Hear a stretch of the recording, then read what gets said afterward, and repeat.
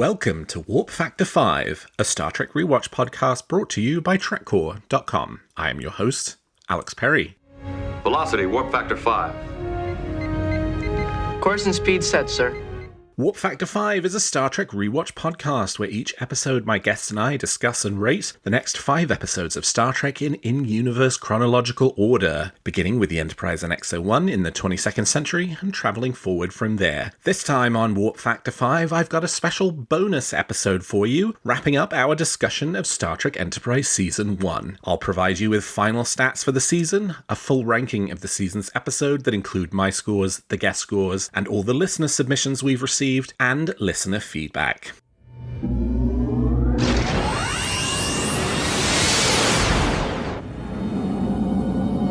Warp 2.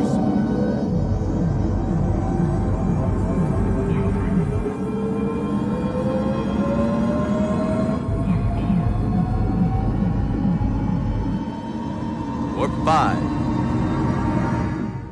We'll begin by ranking every episode of Season 1 from worst to best, so this includes my scores, the guest scores from the specific episode, this season provided by Jim Morehouse, Bill Mann, Jen Tift, Sam Nelson, and Ross Webster, and it also includes all the listener-submitted scores that I have received to date, thanks to Foz Rotten, Craig M1701, Larry Ganny, Mary Moss, and Abby Summer for also submitting scores. Alright, so looking at Season 1 of Star Trek Enterprise. In 25th place, the worst episode of the season, with an average warp factor rating of 1.92, it is Rogue Planet. Yeah, that feels right. I think this was the episode that I scored lowest this season, and it's really boring. It's a super boring episode in which nothing happens, so a well-deserved 25th place. In 24th place, we have Oasis with an average warp factor of 2.42, followed in 23rd place by Unexpected with 2.43, Terra Nova with 2.5, and in the 21st place, Fusion with 2.58. So, Rogue Planet, Oasis, Unexpected, Terra Nova, and Fusion, the worst 5 episodes of Enterprise Season 1, as decided by me, my guests, and all of you. In 20th place, we have Civilization with 2.67, 19th place, 2 Days and 2 Nights, 2.75, 18th place, Fortunate Son, that comes in right on the money at a 3, which, as I've sort of reflected on my rankings, 3 is like the ultimate middle-of-the-road mediocre episode. Anything above a 3, and you're on the this is getting towards the good side of the ledger. Anything below a 3, and you're in the bad episode territory. So, hey, I mean, 18th place, Fortunate Son hits the middle-of-the-road 3, which means that there are, 18 episodes that are at least mediocre in Enterprise Season 1, which is, not so bad. It'd be really interesting to see how that plays out over future seasons of Warp Factor 5. So, 18th place, Fortunate Son, Warp Factor 3. 17th place, Strange New World, Warp Factor 3.07. 16th place, Breaking the Ice, Warp Factor 3.08. 15th place, Acquisition, the dreaded Ferengi episode that I actually really enjoy, Warp Factor 3.17. In 14th place, we actually have a tie for 14th and 13th place. So in your head, you can put whichever of these episodes that you prefer in 13th place and the one you like a little less in 14th place. But we have a tie between Vox Solar and Desert Crossing. So as the host, I have exercised my prerogative to make the 14th place episode Vox Solar and the 13th place episode Desert Crossing. Number 12 is Fight or Flight, the Hoshi episode. That is the first regular episode of the season after Broken Bow. In 11th place, we have Sleeping Dogs with 3.42. In 10th place, Shadows of Pajem with 3.5. In 9th place, and now we're in the top 10 episodes of the season. In 9th place, Cold Front with 3.67. And again, we have another tie for 9th and 8th place. Cold Front and Silent Enemy also got 3.67. So, exercising my host's prerogative, I enjoy Silent Enemy slightly more than I enjoy Cold Front, so I'm gonna put Cold Front in the 9th place and Silent Enemy in the 8th place. We then have Detained in 7th place with 3.75. My beloved Fallen Hero, not as popular amongst some of the listener submissions as my Warp Factor 5.0. That's in 6th place with an average warp factor of 3.92. And now we're in our top 5. In 5th place, Shockwave Part 1 with a warp factor rating of 4.08. 4th place, The Andorian Incident with a warp factor rating of 4.25. 3rd place, Dear Doctor with a warp factor rating of 4.33. 2nd place, Broken Bow with a warp factor rating of 4.36. And in 1st place, Shuttlepod 1 with a warp factor rating of 4.42. So Shockwave Part 1, The Andorian Incident, Dear Doctor, Broken Bow, and Shuttlepod 1 are your top 5 episodes of Season 1 of Star Trek Enterprise. And yeah, that feels pretty right to me. Like,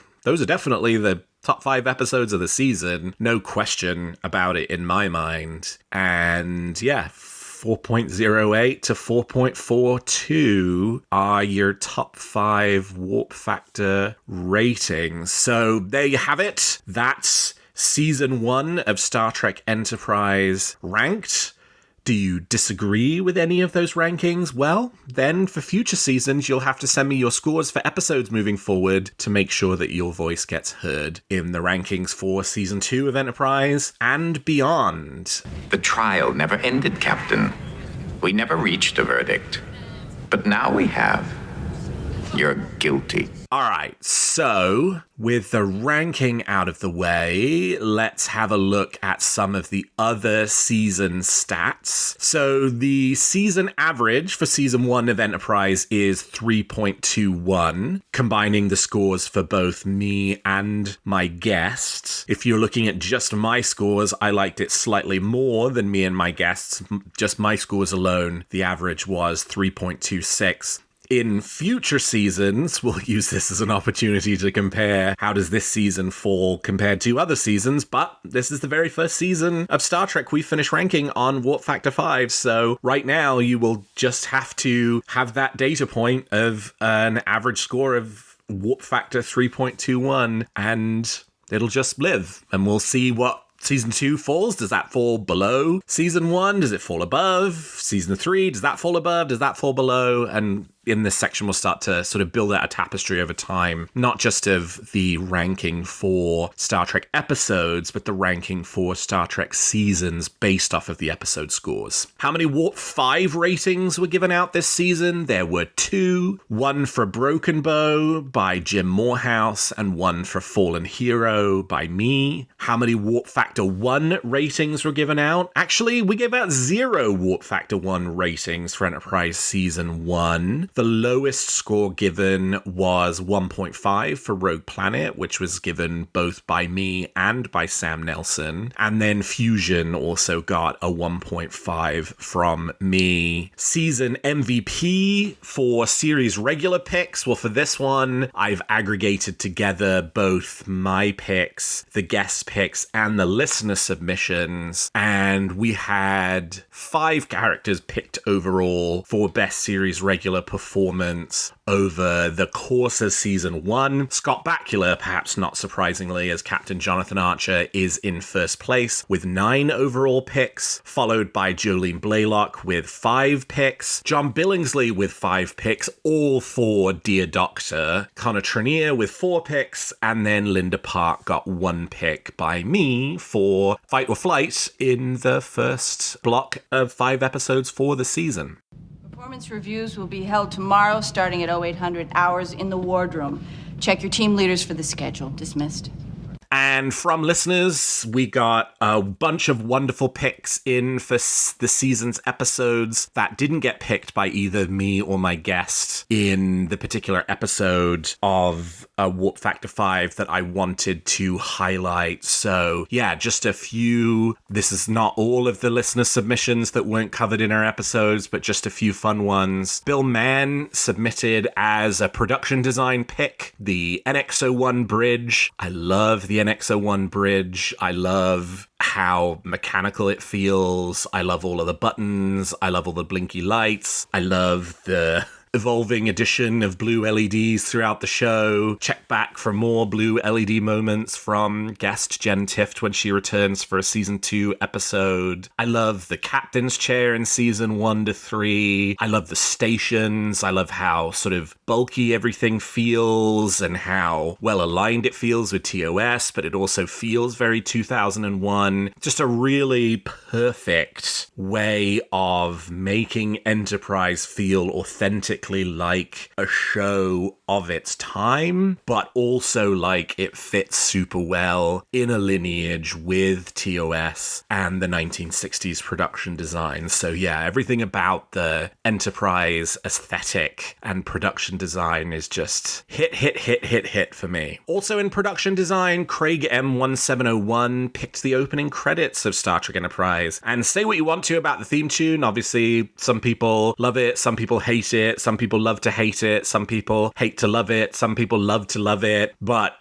you can't say anything bad about the visuals of the opening credits. I mean, they're so good. The, sort of series of visuals of exploration, flight, and space flight history that takes you through, all of the real life stuff up to the International Space Station, and then, gives you some of the more fictional Star Trek spaceflight history pieces, like the OV-165, the space shuttle plane thing that shows up in the opening credits of Enterprise and got picked up in a Star Trek Picard season 2 episode. You've obviously got the Phoenix, you've then got the NX Alpha, and then Enterprise itself. I mean, it's just such a wonderful, not just fictional design lineage, but the real design lineage, and the way they kind of meld the two together is really fun. Abby Summer had a pick for best quiet moment. That was the music in the caves in Terra Nova. There's obviously a lot of, not great things you can say about Terra Nova.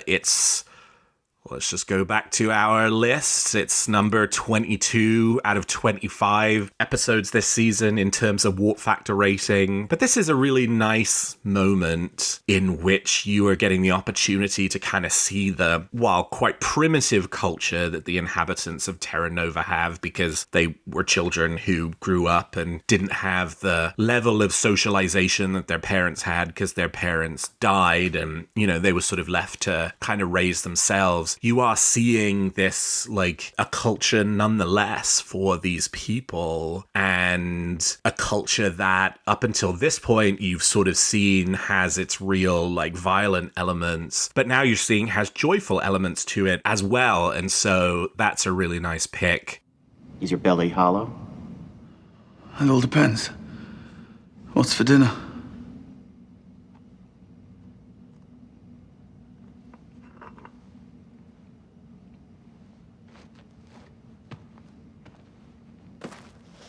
Digger meat. Looks a little, undercooked. Humans are like damp moss. They rot on the underside.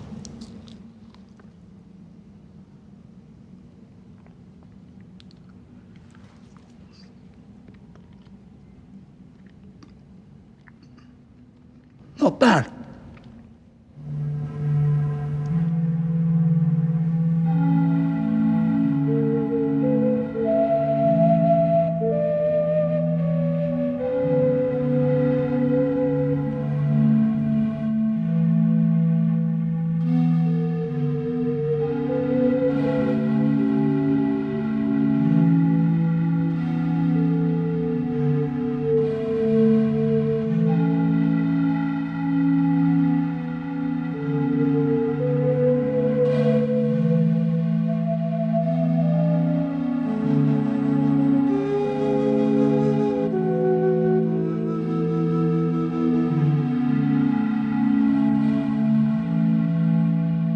Another quiet moment pick that I really liked from Craig M1701 is the scene between Phlox and T'Pol in the mess hall in the Andorian incident, where they're sort of talking about being the only two aliens aboard Enterprise, and the scenes between Phlox and T'Pol throughout the series are really wonderful. And this is sort of the first one that you get in which the two characters are reflecting on both being outsiders to a certain degree amongst the humans and what it means to be on the ship. And this is also the scene where the Trek ranks, what's that vocal motto? Infinite diversity and infinite combinations comes from. And so it gets a shout out for that, for nothing else, but it actually is a really nice little scene in which, you know, you're sort of getting these two characters kind of connect around their shared otherness from the Enterprise crew, even while at the same time, they're both very different people themselves, right? Phlox and T'Pol have two very different personalities, and so it's a really nice little moment of bonding between the two. Well, you must be looking forward to visiting the sanctuary. It was the captain's idea. But such an opportunity to appreciate your cultural history. It is a Vulcan sanctuary, if that's what you mean. Precisely my point. You'll be able to introduce some of your own people to your new crew. Oh. I believe I see the source of your misgivings being seen with a human crew. It could create a certain awkwardness.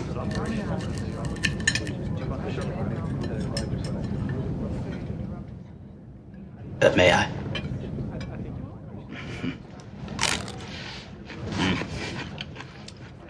I confess, I feel awkward myself on this ship sometimes. Out of place. But what is that Vulcan motto? Infinite diversity. In infinite combinations. And what is diversity? But a celebration of differences. I wonder if you might remind me of our mission on this vessel. Please, indulge me. Our mission is to make contact with those who humans consider new life and new civilizations. In other words, to seek infinite diversity. I suppose so. Well, then it seems to me a cultural exchange between your Vulcan brethren and your human crew is simply a furtherance of that mission.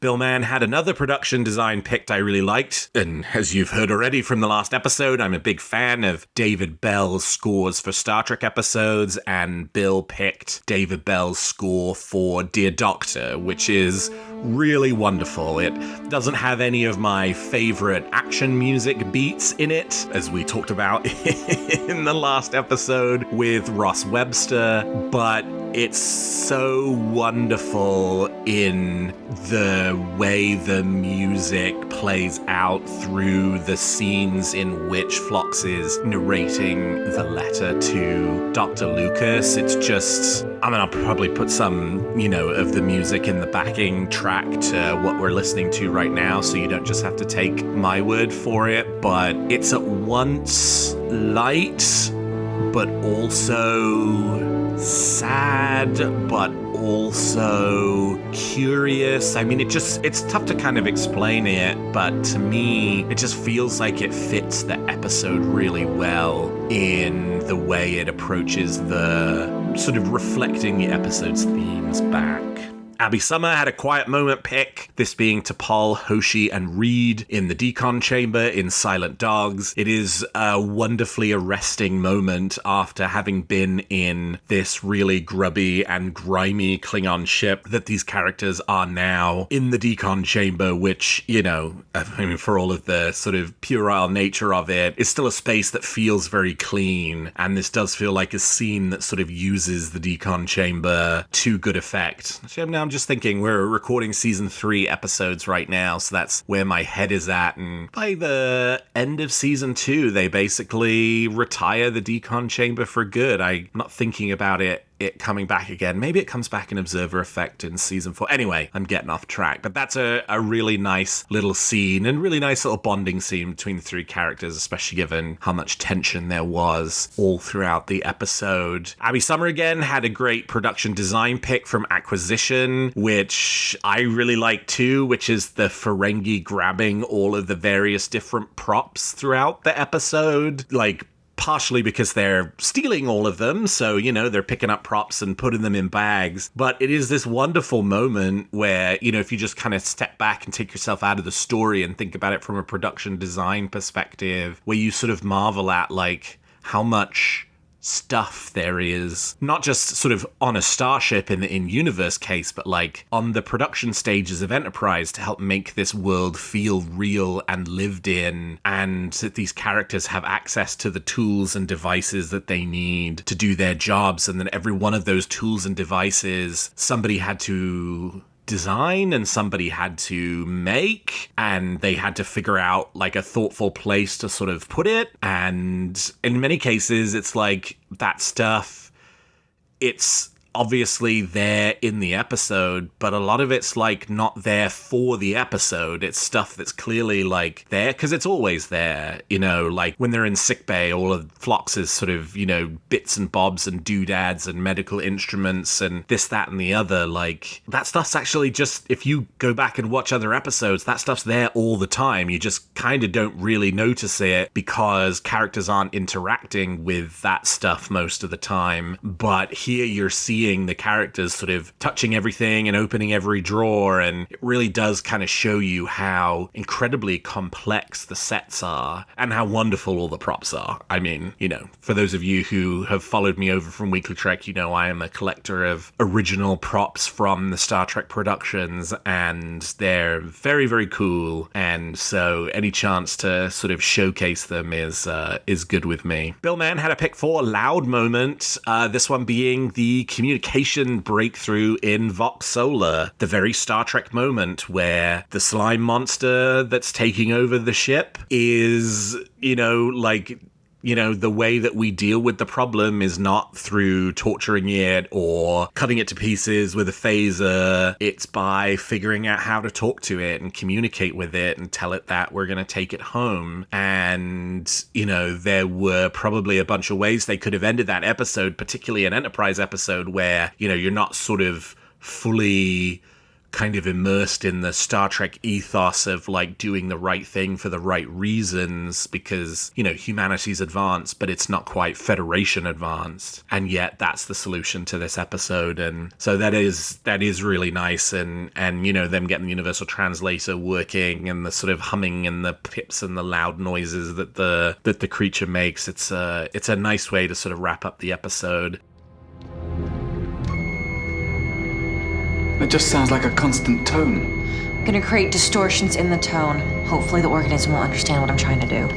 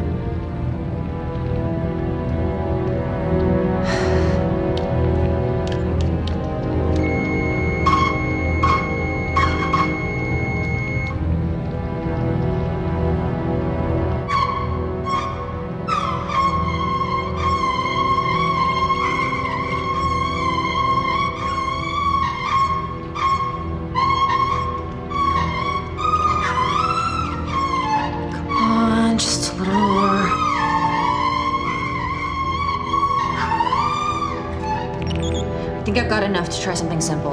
Ask what it wants.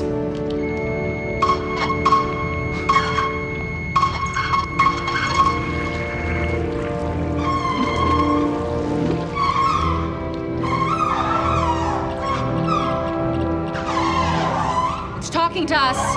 What's it saying? Answer. Hold on.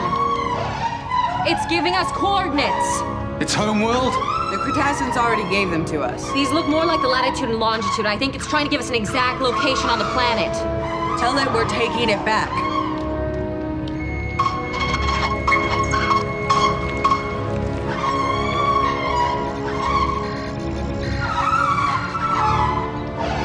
Commander Tucker's heart rate is increasing. Is that good or bad? Good.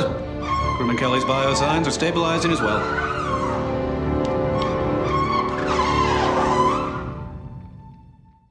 And then one last pick from Craig M1701. This is a production design pick, and this is the final shot of 31st Century Earth in Shockwave Part 1, which is the shot on which the episode closes on a cliffhanger, heading into the summer of 2002 and getting ready for season 2 of Enterprise. And yeah, I mean, it's a great shot. It's one of those amazing kind of CGI sort of matte paintings that Star Trek had started to do over the previous few years leading up to this point. And it's also like really nicely done where you sort of start off really close on Archer and Daniels out the window and then you pull back. Enterprise doesn't always do that sort of like transition shot very well from live action to CGI. I'm thinking about an episode coming up at the end of season 2, The Expanse, where after the Xindi attack and Enterprise has come back to Earth, Trip and Reed are standing next to the devastation, and you start off with a wide shot and it's fully CGI, and there's these two little CGI figures that are clearly just like very low res CGI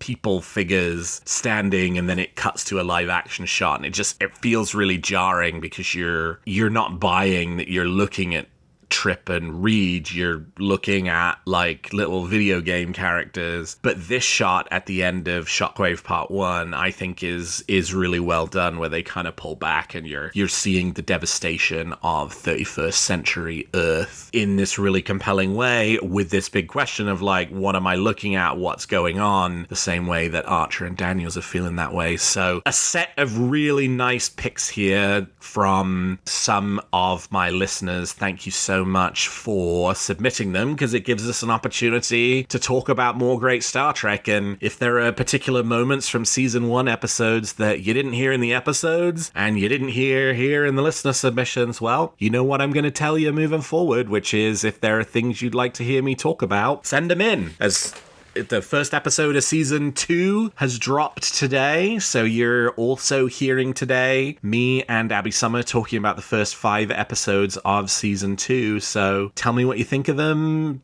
Tell me what factor rating you give them, and if you have series regular, guest star, production design, best quiet moment, best loud moment, even if it's just one of them, would love to hear your thoughts and what really vibes with you and what you really like about each block of episodes. Transfer of data is complete. Well, that's all the time we've got for this bonus season wrap-up episode of Warp Factor 5. As I say, if you want to hear your name in this episode when we cover the next season, which will be Star Trek Enterprise Season 2, make sure to reach out to me and share your thoughts. I want to know what you think of the show, what Warp Factor ratings you'd give the episodes, and whether there are any standout moments that would make your pick for Best Series Regular, Best Guest Performance, Best Production Design, Best Quiet Moment, and Best Loud Moment. You can reach me via Blue Sky and Threads, where I'm at Alex T. Perry, or X, where I'm at Alexander T. Perry, or you can email the show at warpfactor5@trekcore.com. And if you enjoyed the show, please consider leaving us a 5-star review on your podcast player of choice. And for all your Star Trek news needs, including our extensive media archives of all things Star Trek, I hope you will keep your sensors locked to trekcore.com. Well, thank you to all of my listeners, and until next time, take us to Warp Factor 5.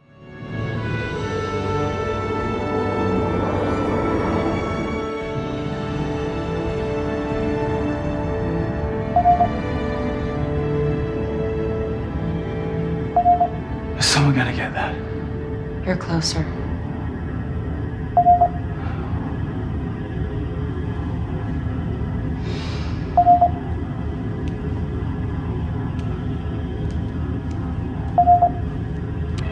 T'Pol. This is Dr. Phlox. You'll be happy to know that you're now free of any microbes or parasites. Your captivity in decon is over. Are you sure, Doctor? Who knows what was living on that ship? What if we picked up something your scans can't detect? Well, I'm quite sure you didn't. I've run every possible test.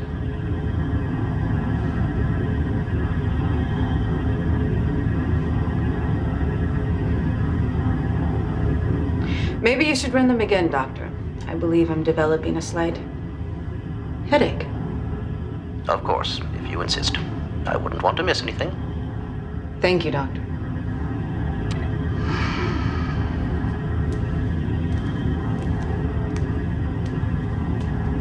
I should buy us at least another half an hour. I could stay in here all day. I went to a spa once. In Mexico. The most relaxing place I've ever been. But it doesn't compare to this. Oh, it certainly feels nice to be clean again. It is pleasant.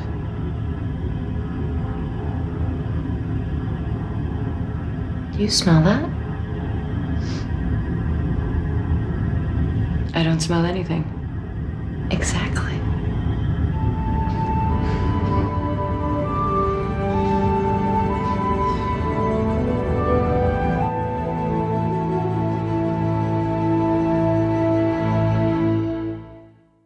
Warp Factor 5 is a production of TrekWar.com and owned by Trapezoid Media, LLC.